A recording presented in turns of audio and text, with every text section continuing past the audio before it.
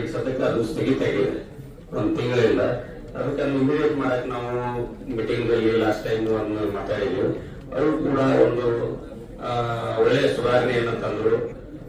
ಮತ್ತೆ ಈಗೇನು ಲೀಸ್ ಆಸ್ತಿಗಳ ಬಗ್ಗೆ ನೆನಗುಳಿ ಇದ್ದಂತ ಲೀಸ್ ಆಸ್ತಿ ಇರ್ಬೋದು, ಕೋರ್ಟ್ ಮ್ಯಾಟರ್ಸ್ ಇರ್ಬೋದು, ಅವು ಕೂಡ ಬಹಳಷ್ಟು ಸಮಸ್ಯೆಗೆ ಸಿಕ್ಕಾಕೊಂಡಾಗ ಅದನ್ನ ಬೈಲ್ ತಗೊಂಡು ಸ್ಟಡಿ ಮಾಡಿಬಿಟ್ಟು ಅಧಿಕಾರಿಗಳು ಮತ್ತು ಆಫೀಸರ್ ಜೊತೆ ಸಂಪರ್ಕ ಮಾಡಿ ಅವರು ಬಹಳಷ್ಟು ಫಾಲೋಅಪ್ ಮಾಡಿದ್ದಾರೆ. ಅದಕ್ಕೂ ಕೂಡ ನಾನು ಅಭಿನಂದನೆ ಸಲ್ಲಿಸ್ತೀನಿ.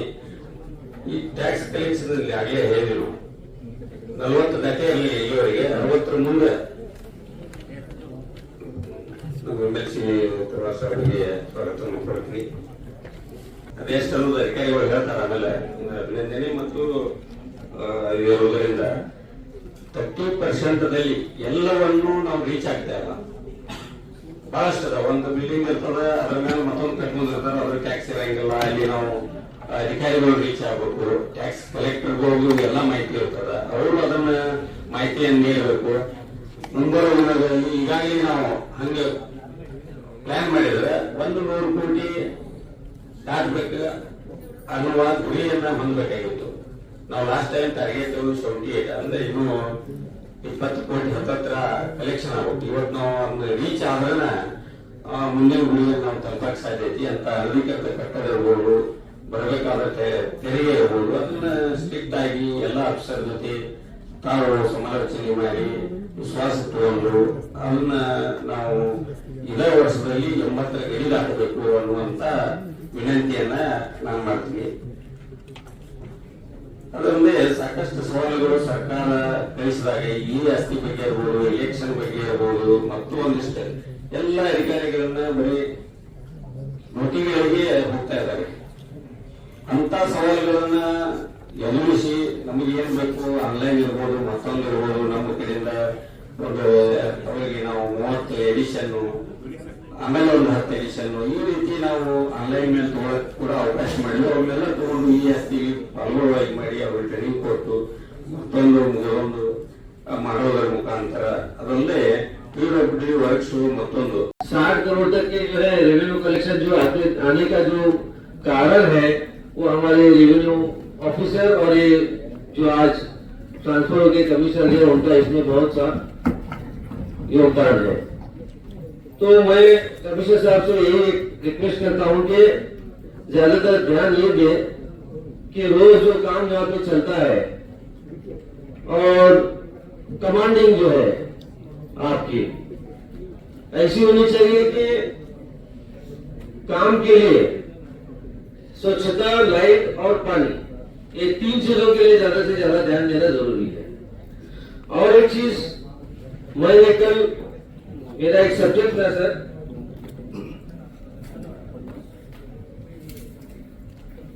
तो इसके लिए जो है मुझे बात करने के लिए आपने टाइम दिया।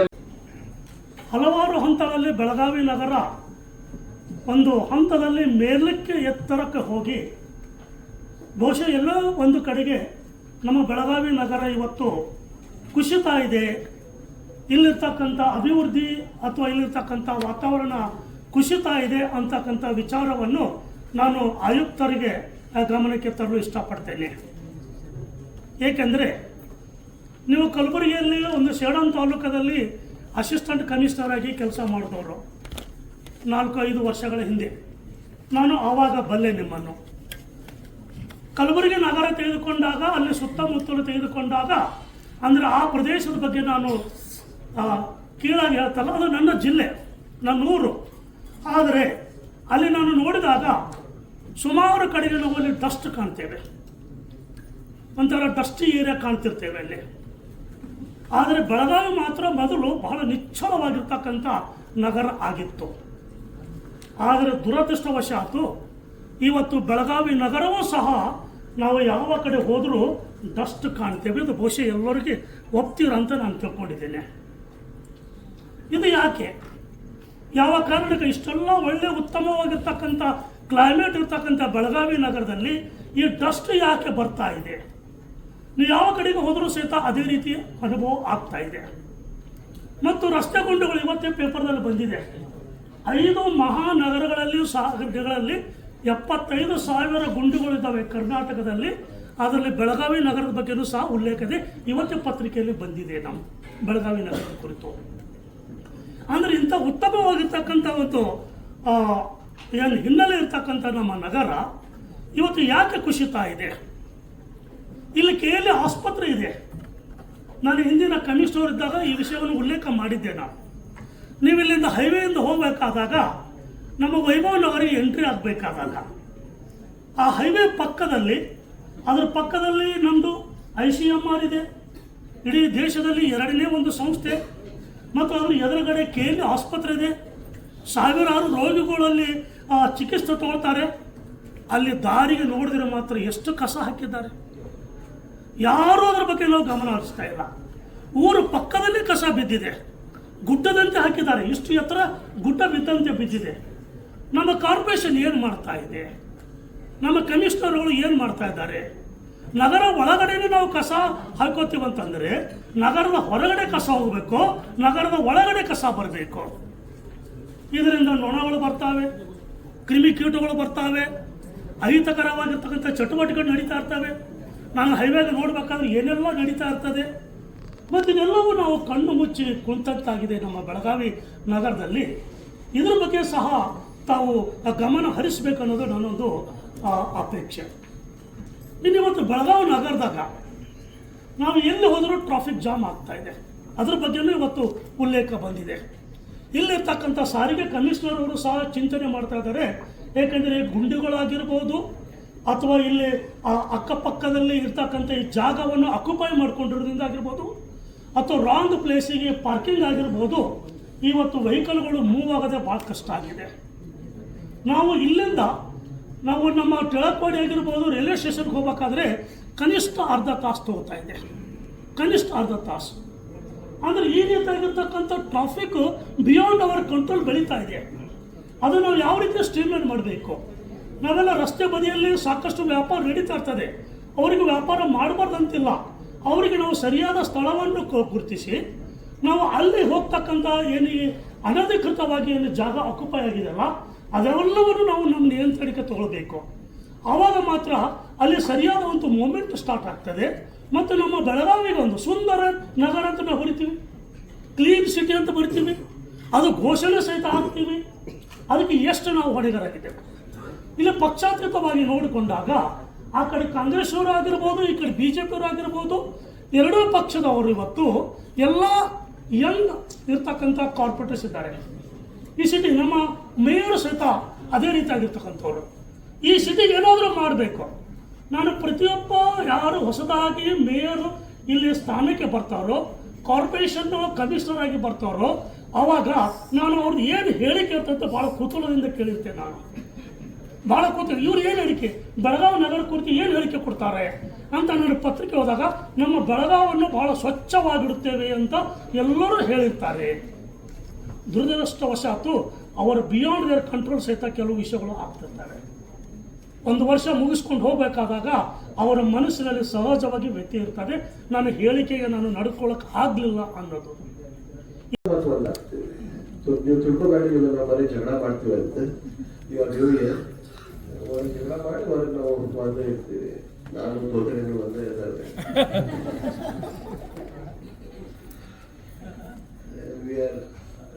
एक बहुत अच्छा शहर है, यहाँ पे सब मिलते रहते हैं. और जो काल जी हमारे MLC साहब ने दिखाया है उसके ऊपर हम गौर करेंगे. हम जो एडवाइस वो देंगे वो भी देंगे साथ ही साथ झंडे की व्यवस्थाएं देंगे. ಡೆವಲಪ್ಮೆಂಟ್ ಸಲುವಾಗಿ ನಾವು ಅವರೇನು ಹೇಳಿದ್ರು, ಕಾರ್ಪೊರೇಷನ್ ಫಂಡ್ ಇದೆ.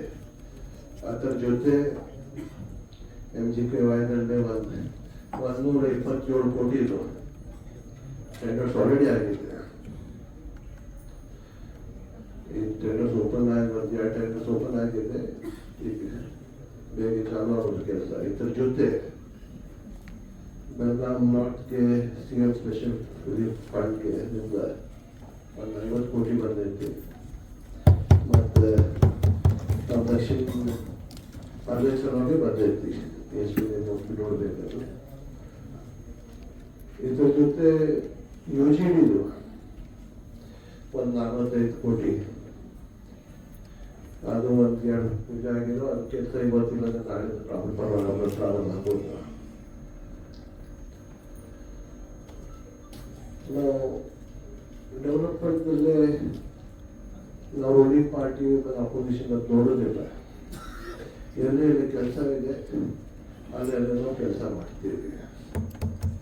ಈಗ ನಮ್ದು ಪಾಟೀಲ್ಗಲ್ಲಿತ್ತು ನಾನದು ಅಲ್ಲಿ 1,70,00,000 ಸ್ಯಾಂಕ್ಷನ್ ಮಾಡಿದ್ರು, ಅದು ಟೆಂಡರ್ ಆಗಿದೆ, ಅದು ನಾವು ಸ್ಟಾರ್ಟ್ ಮಾಡ್ತೀವಿ. ಮಾರ್ಕಾಡಿದ್ದು ಅದು 1,20,00,000 ಟೆಂಡರ್ ಆಗಿದೆ, ಅದು ಸ್ಟಾರ್ಟ್ ಆಗ್ತದೆ. ಯಾರಿಗೂ ಇದೆಯಾ ಅಂದರೆ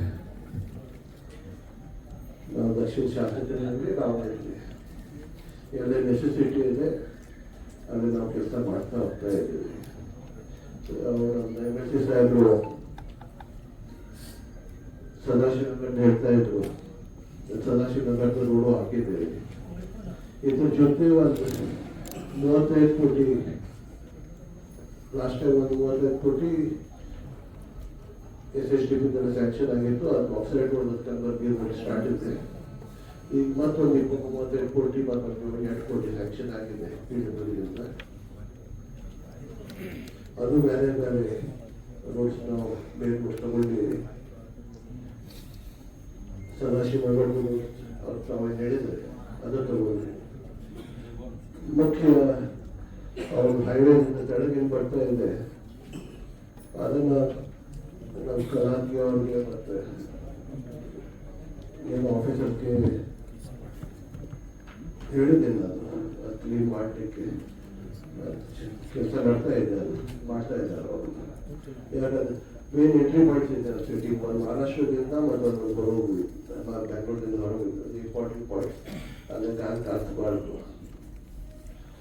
ಏನು ಕೆಲಸ ಇದೆ ಸರ್ ನಾವು ಮಾಡ್ತಾ ಇದ್ದೀವಿ. ನಾವು MLC ಸಾಹೇಬ್ ಹೇಳಿದ್ರು ಮಹಾಪೌರ್ ಹೆಂಗದಾರು ಜೋಶಿಂದ ಕೆಲಸ ಮಾಡ್ತಾ ಇದ್ದಾರೆ.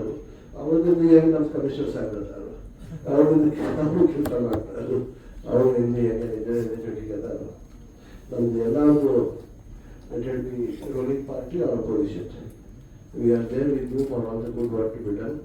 ಮತ್ತು ಕಮಿಷನರ್ ನಮ್ಮದು ಅವ್ರು ವಿಸಿಟ್ ಮಾಡ್ತಾ ಇದ್ರು, ಅವರು ಚಲೋ ಕೆಲಸ ಮಾಡ್ತಾಯಿದ್ರು. ಮತ್ತು ಸರ್ಕಾರದ ಯಾವಾಗ ಇದಿರ್ತೈತಿ ಅವ್ರು ಟ್ರಾನ್ಸ್ಫರ್ಸು ಮಾಡ್ತಾ ಇರ್ತೀವಿ, ಅದರಲ್ಲಿ ನಾವು ಮಾತಾಡೋದೇ ಇಲ್ಲ. ಇವರು ಒಳ್ಳೆ ಅಂತಾರು, ಅವರು ಒಳ್ಳೆಯವರು ಇದ್ರು. ಮುಂದೆ ಎಲ್ಲ ಕೂಡ ಒಕ್ಕಟ್ಟಾಗಿ ನಮ್ಮ ಸಿಟೀಸ್ ಡೆವಲಪ್ಮೆಂಟ್ ನಾವು ಕೆಲಸ ಮಾಡೋದು.